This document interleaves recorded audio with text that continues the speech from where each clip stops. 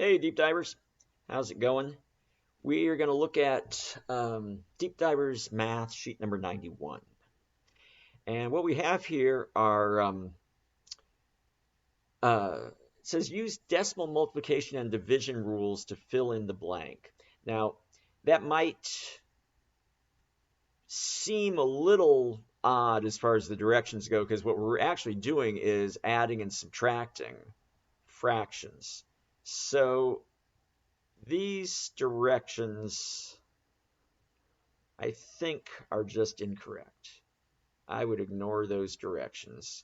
And what you're going to be doing is using what you know about fractions to answer the questions. I think sometimes on these sheets, just the wrong directions get left on the top.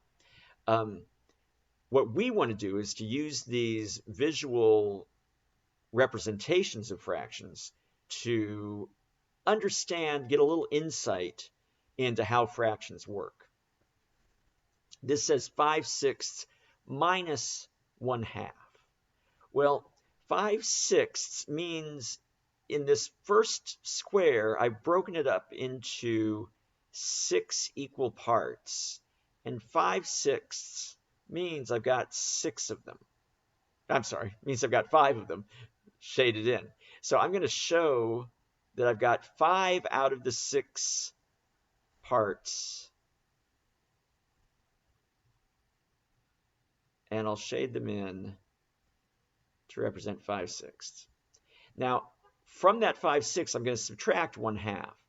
Now, honestly, I think it would have been really sporting of the people who designed the algorithm that created these boxes if they had turned this box on its side so that you could see that if I am taking away 1/2 from my 5/6, that it would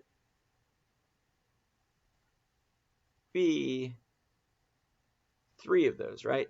If I had broken this thing up into 6ths instead of halves, 3 of them would be shaded in when I shade in my 1/2, right? So each of these is a half, but it's also, each of them is 3/6, because any fraction where the top of the fraction is half of the bottom of the fraction, that's the same as 1/2. So what I need to do over here, if I've got 5/6 and I'm going to take away 1/2, that's the same as taking away 3/6. So I end up with 2/6 left over. And of course, that then equals 1/3. I can reduce that because notice that 2 is 1/3 of 6. If I broke up 6 into 3 parts, then I would have, then each of those would be the same as 2 parts. Like if I broke up this thing into 3 parts, I guess that's the way to say it, then each one of those thirds would be 2 of these. And you can see if I start off with 5/6 and I take away 3/6, I end up with those 2/6.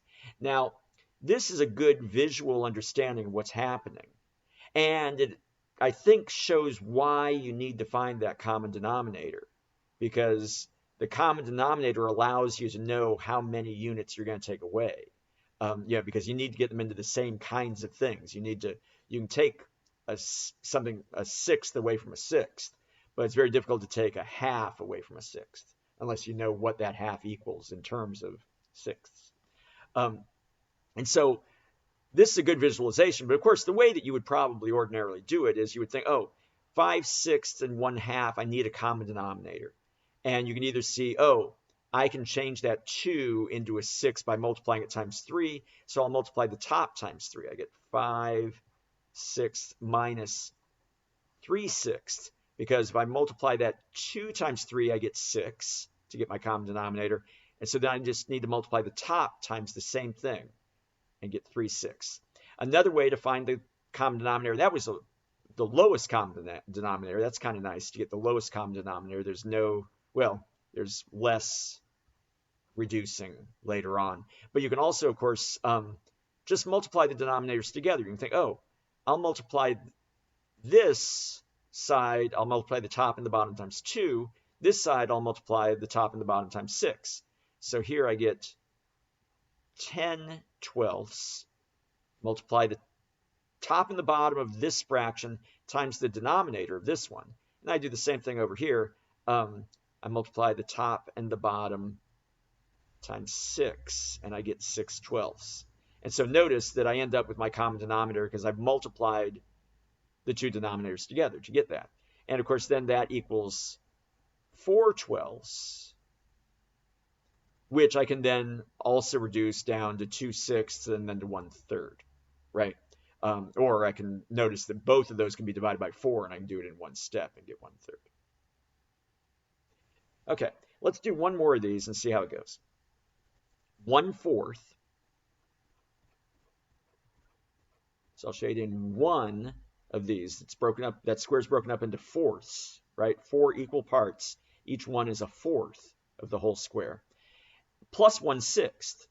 And again, they're giving us the horizontal and vertical orientation here. So we've kind of got to realize, okay, well, these are different things, right? So I can't just add them together and think, oh, I've got 2 something, right? I've got to think, okay, let me put this into the same terms. How much of this is that? It's kind of hard to tell. But if I find a common denominator, then I can do it. And you might notice right away that 4 and 6 will both multiply up to 12. So I'm going to change these into fractions that have 12 as a denominator. And once I have that common denominator, I can just go ahead and write out this much because I know my bottoms will be 12. My denominators will be 12. So I think, well, what did I do to this 4 to make it a 12? Well, I multiplied it times 3. So I'm going to multiply the top times 3. 1 times 3 is 3. So 3/12 is the same as 1/4. And you might think about it, if you broke something up into 12 parts and you had 3 of them, you could see that you would have 1/4 of all the parts. Now here, I've got 1/6. Well, I had to multiply the 6 times 2 to make it a 12, so I'll multiply the 1 times 2. And then I can just add these together and get 5/12. Boom. That's easy. So you find your common denominator and you either add, or in this case, you subtract it.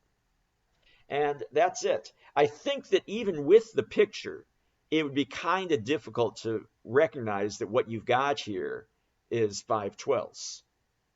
You would have to think, oh, well, how do I do this? I'm going to have to break this one up into 12s, which means I'm going to have to split each of these fourths into thirds. It's kind of tough to do because I don't have a straight line tool.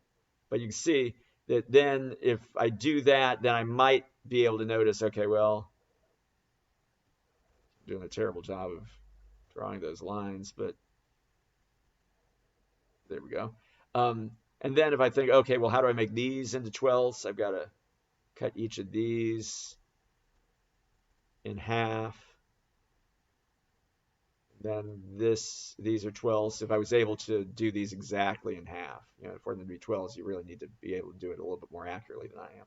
But you can see that each one of these 6 is going to be 2 of these 12ths, and this is 3 of these 12ths. So altogether, if I was going to color them or shade them both in, I would get down here and have from there to there, and it would be 5/12. This visualization isn't as obvious as this visualization, just because the parts were easier to convert, I think, over on this one. But finding the common denominator is, that solves the whole problem. Now notice I used a 12 here for my common denominator because I knew that 4 could multiply up to 12 and 6 could multiply up to 12. But if you don't notice that, you can always just multiply the denominators together and think, oh, if I multiply the denominators together, I'll get 24 and 24. And then I can write an equivalent fraction just by doing the same thing to the top as I did to the bottom. 4 times 6 gave me 24, so I need to do 1 times 6. I get 6/24. 6 times 4 gave me 24, so I need to do 1 times 4 up here. I do the same thing to the top as I did to the bottom. Since I multiplied 6 times 4 to get 24, I have to multiply my 1 times 4. Altogether, I end up with 10/12. 24ths. All right, 6 plus 4 is 10 24ths. And of course, that can be reduced down to 5 12ths by dividing them both by 2. There you go. All right, I'm going to end this there, and I will catch you in the next video.